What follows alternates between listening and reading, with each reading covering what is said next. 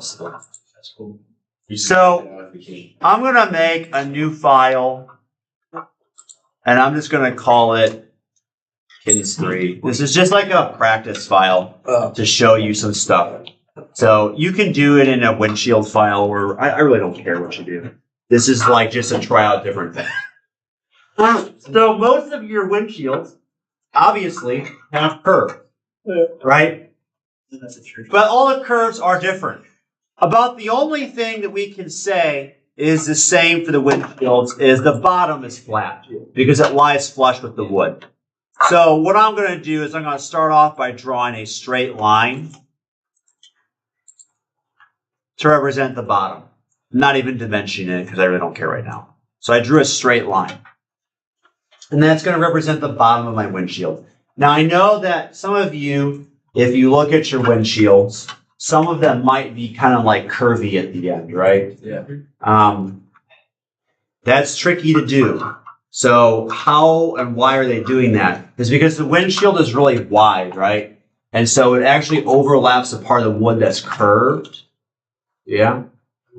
So actually, the way you would do that is you would still have a straight bottom. You'd still have a straight bottom, and you would make it like perfectly flat.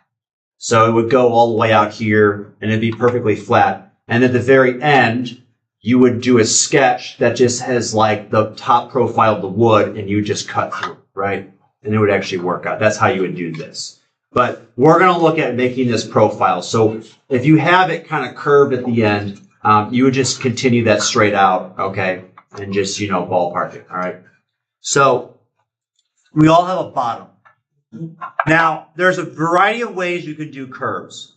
One way is you can do arcs. So we have all these different types of arcs. 3-point arc is probably the one that you would want. Arcs, strictly speaking, in the context of this type of software, are parts of circles. Okay? So a 3-point arc, I could start here, and then I could put my other point there, and then I'm just adjusting the arciness, the curvature of it, right? Okay? Now, how would you dimension this? Well, that's really tricky. There's definitely no way you could easily dimension how curved it is, right? But if you're just looking to make something look cool, you can just kind of move it until it looks good, right? Let's say that I want to do kind of a curve on the back end and then a different curve on the front end. So I have 2 arcs of different curvatures. We see that? Yeah. We got 2 arcs of different curvatures. So this arc starts here, the other arc starts at the other end, and then they join the middle. This is technically the center for this one right here. Okay, so I could dimension to the center, but there's no way you're going to know where that is. And then this arc here, it centers down here. Again, I have no way of really dimensioning. I have no idea where that actually is. But what you could do to make this look cool, okay, if your windshield has a cusp, like this does, well, then you have a cusp. But if it's completely smooth, right? If it's completely smooth, go to your constraints, you actually have a tangent constraint. And if you have 2 arcs merge like this and you make them tangent to each other, then they smoothly connect into each other. They can still have different curvatures though. Right? You see what I'm doing there? They can still have different curvatures, but then it smoothly connects into them. Okay? So that's one little trick. If you have multiple curves, you can make them smoothly go into each other by making a tangent constraint. How many of you were in calculus? You took it? Yeah. So you did this. If you had 2 functions and you wanted to make them smoothly go into each other, you would set the derivatives equal to each other at the point of intersection. Yeah, it wasn't fun. Well, get better. Mm-hmm. Skill issue. True. So there's that. Now, this applies to curves in general. So let's say that a circular curve does not work out for you. Maybe you want to use part of an ellipse. So it's curvy, but it's not part of a circle. Okay? So,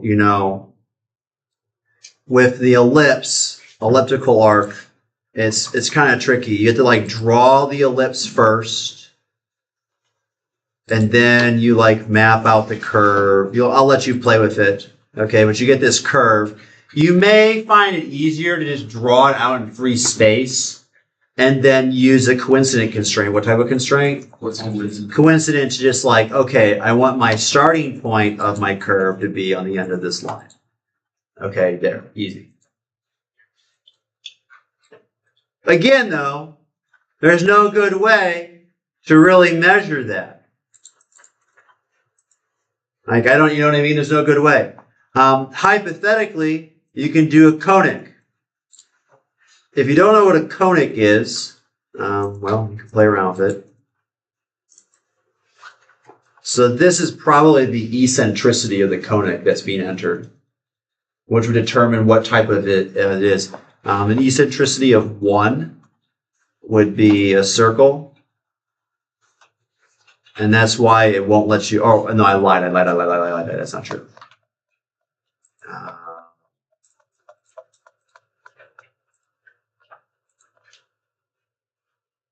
An eccentricity is 0 would be part of a circle. It won't let you actually put 0 in. If I try, it won't. Because it'll basically, it's telling you to limit arc. Right? 1 would actually be a parabola. You guys know what a parabola is, right? Yeah. And anything in between 0 and 1 is going to be, if you can imagine, everything in between, part of a perfect circle and part of a parabola, which never closes itself, right? Right. That's why they won't let you do a parabola, because it's got to be part of a closed shape. So it's basically part of an ellipse, I think, should be. Maybe not. It might be more of like a hyperbola or something. What is kind of nice about the conic is, it says rho. I think that's the eccentricity, but I might be wrong. What's kind of nice about this is I feel like it's a little bit easier to adjust the shape than an ellipse, but I mean, what shape it actually is, you do you. Okay. So I've shown you those techniques. Do we have any questions about those before we move on? The tangent constraint is probably going to be your friend.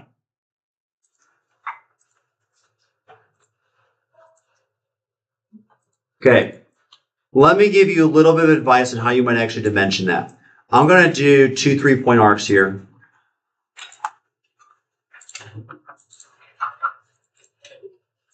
Let's say I want my windshield to look like that. And then I apply a tangent constraint to have these smoothly go into each other. Now, is that point where they intersect the highest point of the windshield? No. Is it? It is not in general. It hypothetically could be, but in general it is not. So when you go and you dimension, and you say, I know the height of my windshield, so let me at least get that number, right? You go and you dimension it. The thing is, that's not that number for that line, because that dot is not the highest point. So I'm going to show you a pro tip here. If you want to dimension to the highest point, the tangent line would be perfectly horizontal, right? Because if it was angled this way, then that means you're still going up, right? And if it's angled this way, that means you've already started to go down. So that won't be the highest point. The tangent line at the highest point will actually be guaranteed 100% horizontal. We understand? So what you do is you draw a line, not at this point, somewhere else. You connect it, and you draw it. It must be perfectly horizontal. We understand? Yes, say yeah. You make that line perfectly horizontal, has a horizontal constraint, and then you make it tangent to your arc. And you'll notice those points are not exactly the same. They're close, but they're not the same. And then I would say make this a construction line. And you can then dimension to that line. So I can dimension to that line, right? And I could then put my height in. Make sense? Yes or yeah? Hopefully, maybe, possibly. Yeah? Yes.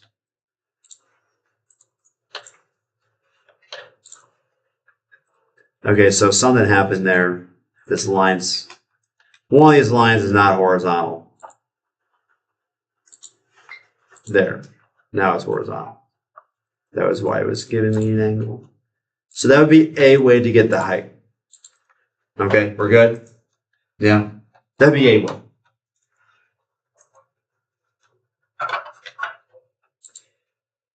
So figure it out. There's a lot of different tips and tricks here that you could try to apply. I'll let you do you. The other option is a spline.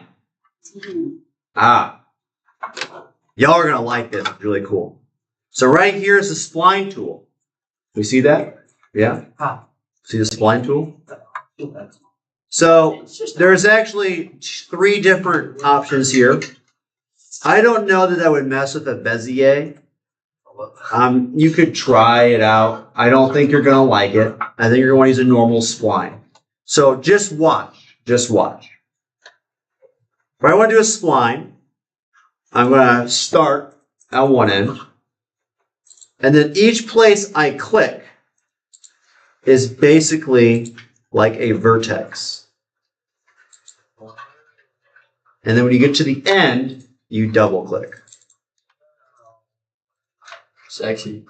Now, how many points do you put? Well, that's tricky. But what's nice is you could hypothetically dimension to each of these points, right?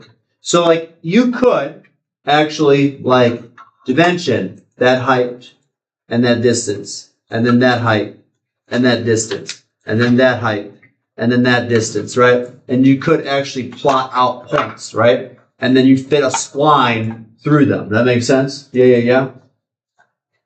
Now, there's a few issues with this. That's really hard to get those lateral dimensions. Like, it's easy to take my calipers and just, like, measure this height. That's not that hard. But then, like, how do I get that horizontal distance? You'd have to almost, like, mark it or something. I mean, I'm not saying it can't be done, but it'd be tricky, right? Yeah. So you either have to do some system or whatever to figure that out. But it could be done. And then something else you could do is with these endpoints, there's these white dots. And these white things, they control the orientation of the endpoints. So you control the angle they go in as well as how extreme they are. So there's different things that you can do there. It's tricky.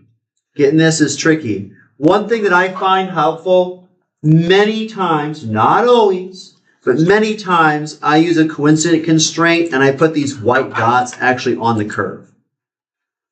And I find that tends to give it, it makes it go smoothly.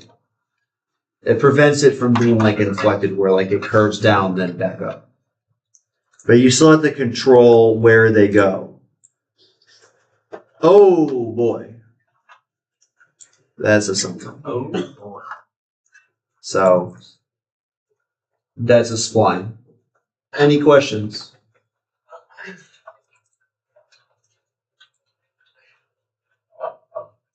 So you should be making this a solid shape. We understand? Not a hollow shape. Don't be worried about this bottom part. You should just be making this as a solid block. And then I will show you how to shell it and everything later. Okay? I'm going to eat my solid now.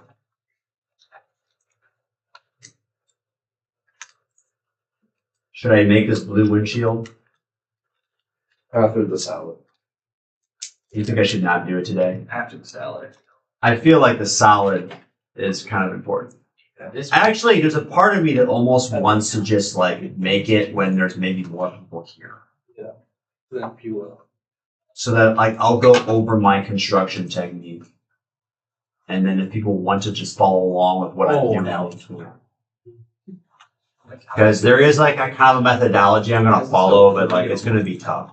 Honestly, yeah, I would have liked to wake up.